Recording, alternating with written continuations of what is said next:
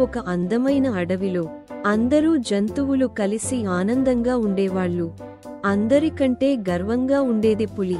అది ఎప్పుడూ ఇలా అనేది, నాకు బలం ఉంది, నన్నెవ్వడూ ఓడించలేరు. ఒకరోజు ఒక చిన్న పాము ఆ అడవిలోకి వచ్చింది. చిన్నదే కాని చాలా తెలివైనది. పాము పులిని అడిగింది, పులిరాజా, మీరు బలవంతుడా లేక తెలివైనవాడా? పులి అహంకారంగా నవ్వింది, బలమున్నవాడికి తెలివి అవసరమా? నేను ఏ జంతువైనా ఓసారి గర్జిస్తే చాలు. అంతేనా? చూద్దాం మరి. పాము ఓ పరీక్ష పెట్టింది. ఈ రాయి మీద నిలబడి ఉండండి, చూద్దాం. పులి వెంటనే ఎక్కింది. కాని పాము ఊచిన వెంటనే పులి జారిపడిపోయింది.